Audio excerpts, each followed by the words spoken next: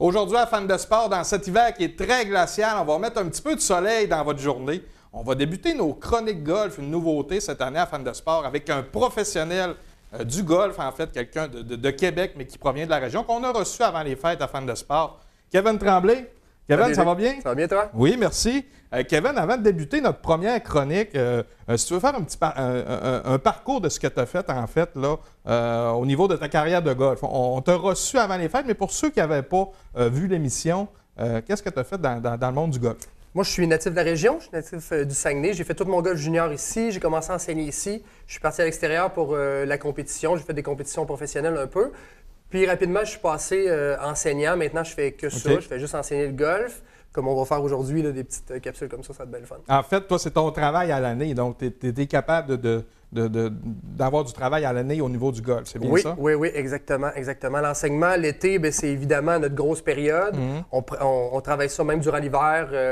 On travaille le processus d'été pour bien mettre ça en place. OK. Fait qu'on travaille, je travaille à temps plein là-dedans. Donc, l'hiver, tu peux analyser les élans de certains golfeurs-golfeuses? Oui, ça, c'est mon gros fun, oui. Et puis, Kevin, qu'est-ce qu'on va voir dans ces chroniques qui s'en viennent? Parce qu'on va avoir 6 chroniques de golf qui vont être diffusées aux 2 semaines, en fait, qui vont nous amener vers la saison de golf qu'on a hâte, peu importe qu'on soit golfeur ou non, on a hâte que la saison estivale arrive. Qu'est-ce qu'on va voir dans ces capsules-là approximativement? Là? Bien, aujourd'hui, on va parler un peu de jeu court, on va parler de putting, on va commencer par la base un peu là-dedans. Après ça, on va parler, c'est ça, de l'élan complet, on va parler de distance, on va parler des fers, les bois.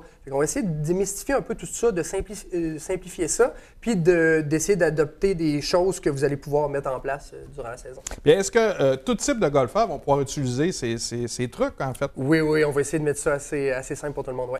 Donc, Kevin, aujourd'hui, on va parler de putting, c'est bien ça? Exact, on va commencer avec ça, oui. Donc, je te laisse aller. Guide-moi vers un élan parfait. On va prendre la position de base. Vas-y avec ton putter. Toi, t'es gaucher, fait que là, on va essayer de faire ça simple pour toi. On est du même côté. Puis on voit que je ne suis pas un très grand joueur de golf. C'est parfait, c'est excellent, c'est ça qu'on veut voir.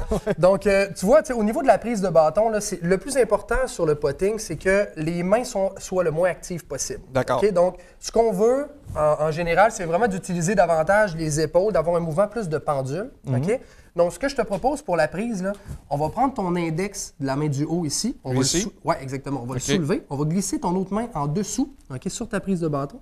Puis, on va amener ton index par-dessus tes autres doigts. Okay? Ici? Exactement.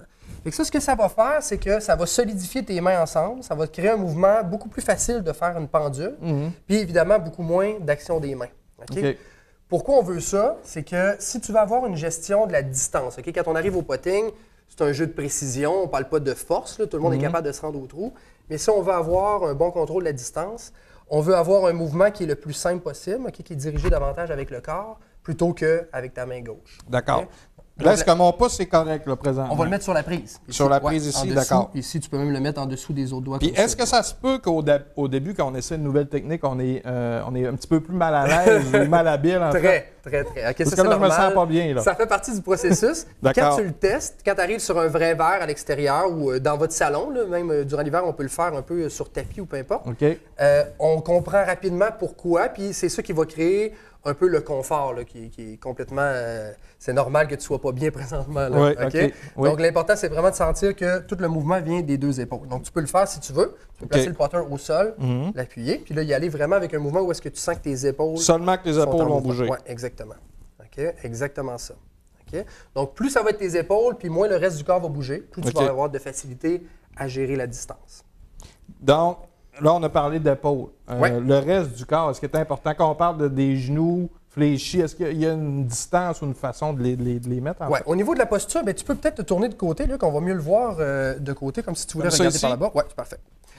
Donc, quand tu es placé en position de base, là, on veut que les yeux soient par-dessus la balle. Ça, c'est un point un peu de base que tous les golfeurs devraient adopter. Le reste, c'est propre à chacun. C'est-à-dire que la flexion des genoux, le degré de flexion, ça va être propre à chacun. C'est vraiment une question de confort. Mais le plus important, c'est que les yeux soient par-dessus la balle. Pour une question de vision de la ligne aussi, là, pour être capable de bien s'aligner, puis aussi pour la distance là, après. OK.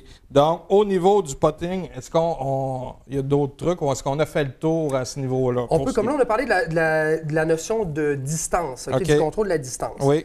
La prochaine chose que je vais te parler, c'est un peu plus, peut-être pour les golfeurs un peu plus habitués, mais On veut qu'en position de base, la face du bâton, l'alignement soit parfait. Quand on parle de la face, on parle d'ici là. Exactement, exactement. Donc, on veut que le putter pointe au bon endroit où est-ce qu'on veut aller directement.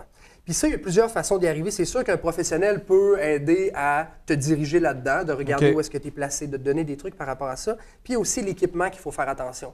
Souvent, c'est un bâton qu'on va négliger, qu'on va acheter un peu n'importe où, n'importe comment. Mais ça ne veut pas dire nécessairement que notre cerveau interprète bien la forme du putter pour l'aligner où est-ce qu'on veut au départ.